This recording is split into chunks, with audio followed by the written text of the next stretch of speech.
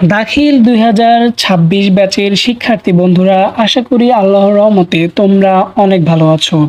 তো আজকে ১০ই আগস্ট ইতিমধ্যে তোমাদের সবার রেজাল্ট প্রকাশিত হয়ে গেছে। তো তোমরা যারা রেজাল্টে ভালো করেছো অথবা জিপিএ 5 পেয়েছো তাদের জন্য শুভকামনা, এবং যারা জিপিএ 5 অর্জন করতে পারোনি অথবা যাদের ১-২টা সাবজেক্ট এবছর গিয়েছে তারা তাদের হতাশার কোনো কারণ নেই, কেননা তারা পরবর্তী সময়ের জন্য অপেক্ষা করো। এবং তোমরা জানো যে একটা বিষয়ে যদি তোমরা কনফিডেন্স থাকে তোমার যে না এই বিষয়টাতে আমি পাস করব, তবে তোমরা কিন্তু বোর্ড চ্যালেঞ্জ করতে পারো। এই বোর্ড চ্যালেঞ্জের নিয়মটাই আজকে আমি তোমাদের সাথে শেয়ার করব। তো দেখো, প্রথমে কি বলা হয়েছে, দাখিল পরীক্ষা ২০২৬-এর ফলাফল পুনর্নিরীক্ষণের নিয়মগুলি, অর্থাৎ তোমরা পুনরায় এই ফলাফলটা রিচার্জ করে তারা তোমাদেরকে জানিয়ে দিতে পারে যে তোমরা পাস করেছো নাকি ফেল করেছো।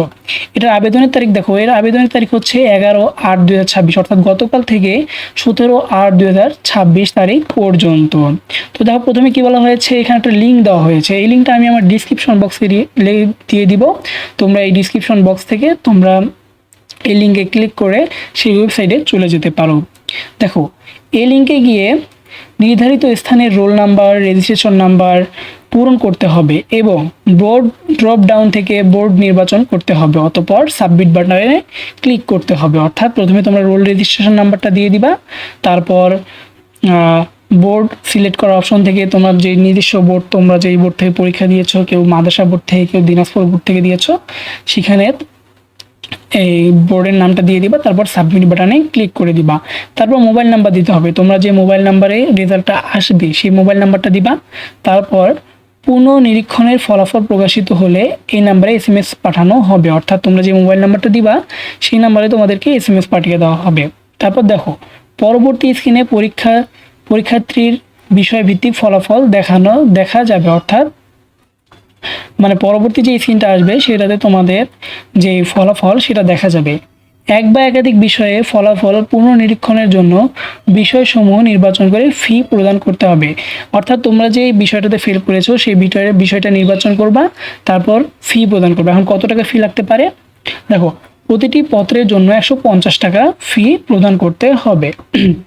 তোমাদের বলে রাখি, এমন কোনো শিক্ষার্থী আছো যারা বাংলায় ফেল করছো, তাদের ৩০০ টাকা লাগবে, কেননা তারা একটা ফেল করছো, তার জন্য তোমাদের বাংলা প্রথম পত্র এবং দ্বিতীয় পত্র দুটি বিষয়ে তারা পুনর্নিরীক্ষণ করবে। তো দেখো, এই টাকা তোমরা কিসের মাধ্যমে পাঠাবা, পরবর্তী স্ক্রিনে প্রদেয় ফি এর পরিমাণ দেখা যাবে, অর্থাৎ তোমরা কত টাকা পাঠাবা সেটা দেখা যাবে। বিকাশ, নগদ অথবা সোনালী ব্যাংকের মাধ্যমে সেটা পাঠাতে পারো।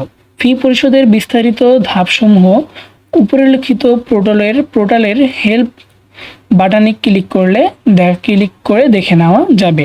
ফি পরিশোধ করে আবেদনের পোর্টাল এসে জমা দিন, অর্থাৎ ফি যখন তোমরা পরিশোধ করবে তখন জমা দিন বাটনে ক্লিক করতে হবে। উল্লেখ্য যে ফি প্রদান করে একবার আবেদন জমা দেওয়ার পরে আরও বিষয় যুক্ত করতে চাইলে একইভাবে তা করা যাবে, তবে এক্ষেত্রে নতুন মোবাইল নাম্বার দেওয়ার প্রয়োজন নেই, অর্থাৎ তোমরা আগে যে নাম্বারটা দিবা সেই নাম্বারই তোমাদের ফল চলে আসবে। এছাড়া ফি পরিশোধের আগে যদি আবেদন পরিবর্তন বা পরিমার্জনের প্রয়োজন হয় সেক্ষেত্রে মুছে ফেলুন বাটনে ক্লিক করে নির্বাচিত বিষয়গুলো যেগুলোর জন্য এখনও ফি প্রদান করা হয়নি প্রত্যাহার করা যাবে এবং নতুন করে বিষয় নির্বাচন করা যাবে। তবে একবার ফি জমা দিলে আবেদনকৃত বিষয়গুলো আর বাতিল করা যাবে না এবং কোনো অবস্থাতেই ফি ফেরত দেওয়া হবে না, অর্থাৎ তোমরা যদি ফি প্রদান করে ফেলো তবে এই ফিটা আর তোমাদেরকে ফেরত দেওয়া হবে না।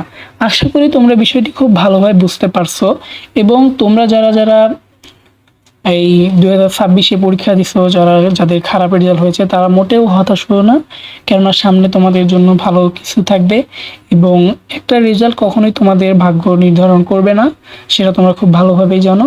তো আজকের ভিডিওটা এই পর্যন্তই। আশা করি তোমরা ভিডিওটি খুব ভালোভাবে বুঝতে পারছো এবং তোমরা এই নিয়মে তোমরা এই লিঙ্কের মাধ্যমে সেটি আবেদন করতে পারো। এই লিঙ্কটি আমার ডিসক্রিপশন বক্সে দিয়ে রাখবো, তোমরা সেখান থেকে এই লিঙ্কে ক্লিক করে দেখে নিতে পারো।